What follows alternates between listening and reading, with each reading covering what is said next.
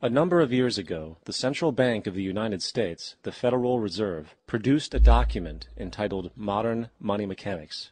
This publication detailed the institutionalized practice of money creation as utilized by the Federal Reserve and the web of global commercial banks it supports. On the opening page, the document states its objective.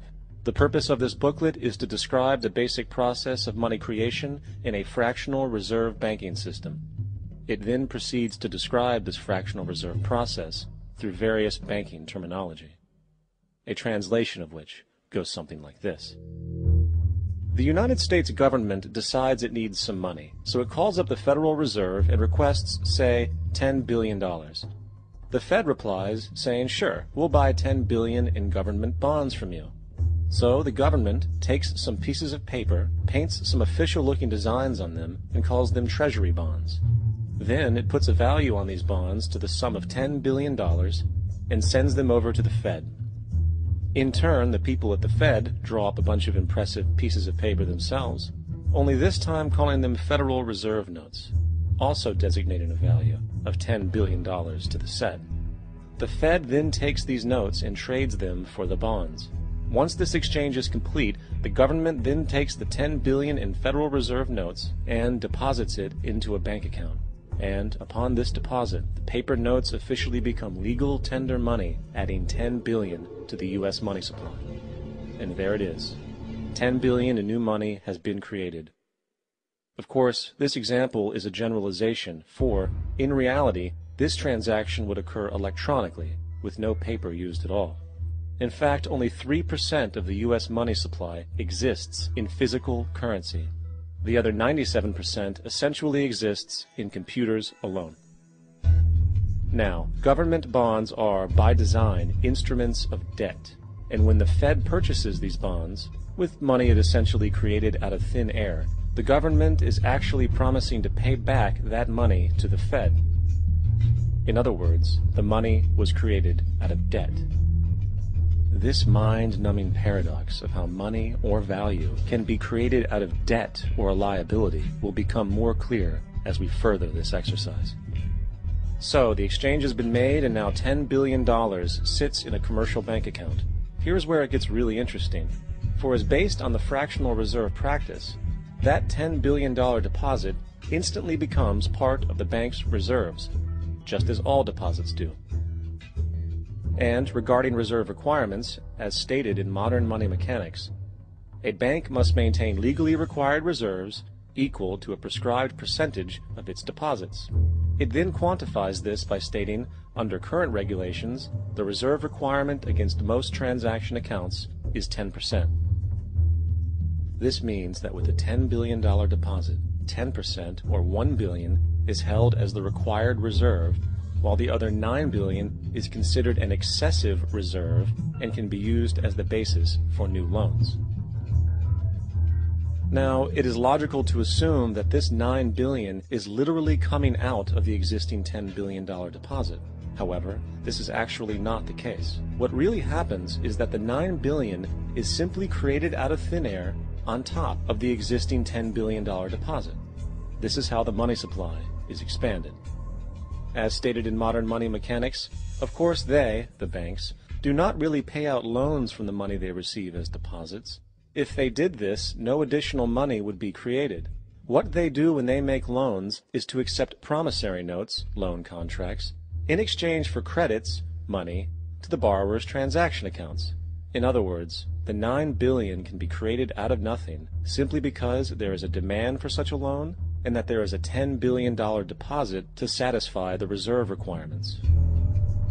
Now, let's assume that somebody walks into this bank and borrows the newly available $9 billion. They will then most likely take that money and deposit it into their own bank account. The process then repeats, for that deposit becomes part of the bank's reserves. 10% is isolated, and in turn 90% of the $9 billion, or $8.1 billion, is now available as newly created money for more loans. And, of course, that 8.1 can be loaned out and redeposited, creating an additional 7.2 billion, to 6.5 billion, to 5.9 billion, etc. This deposit money creation loan cycle can technically go on to infinity. The average mathematical result is that about $90 billion can be created on top of the original $10 billion. In other words, for every deposit that ever occurs in the banking system, about 9 times that amount can be created out of thin air. Money jitters? Ask the obliging Bank of America for a jar of soothing instant money, M-O-N-E-Y, in the form of a convenient personal loan. So, now that we understand how money is created by this fractional reserve banking system, a logical yet elusive question might come to mind. What is actually giving this newly created money value? The answer? The money that already exists. The new money essentially steals value from the existing money supply. For the total pool of money is being increased irrespective to demand for goods and services. And as supply and demand finds equilibrium, prices rise, diminishing the purchasing power of each individual dollar. This is generally referred to as inflation, and inflation is essentially a hidden tax on the public. What is the advice that you generally get? And that is, inflate the currency. They don't say debase the currency. They don't say devalue the currency. They don't say cheat the people who are saved. They say lower the interest rates. The real deception is when we distort the value of money. When we create money out of thin air, we have no savings, and yet there's so-called capital. So my question boils down to this: how in the world can we expect to solve the problems of inflation, that is, the increase in the supply of money, with more inflation?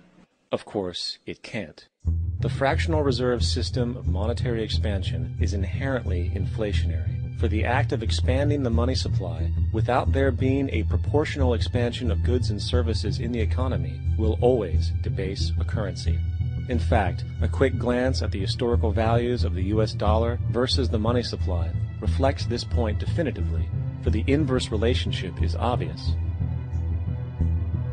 $1 in 1913 required $21.60 in 2007 to match value. That is a 96% devaluation since the Federal Reserve came into existence. Now, if this reality of inherent and perpetual inflation seems absurd and economically self-defeating, hold that thought, for absurdity is an understatement in regard to how our financial system really operates. For in our financial system, money is debt. And debt is money. Here is a chart of the U.S. money supply from 1950 to 2006. Here is a chart of the U.S. national debt for the same period. How interesting it is that the trends are virtually the same. For the more money there is, the more debt there is. The more debt there is, the more money there is.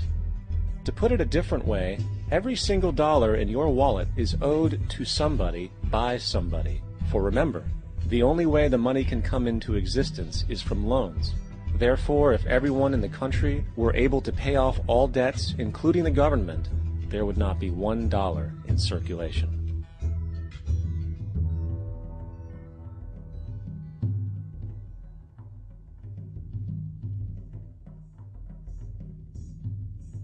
In fact, the last time in American history the national debt was completely paid off was in 1835, after President Andrew Jackson shut down the central bank that preceded the Federal Reserve. In fact, Jackson's entire political platform essentially revolved around his commitment to shut down the central bank, stating at one point, "The bold efforts the present bank has made to control the government are but premonitions of the fate that awaits the American people, should they be deluded into a perpetuation of this institution or the establishment of another like it." Unfortunately, his message was short-lived, and the international bankers succeeded to install another central bank in 1913, the Federal Reserve. And as long as this institution exists, perpetual debt is guaranteed.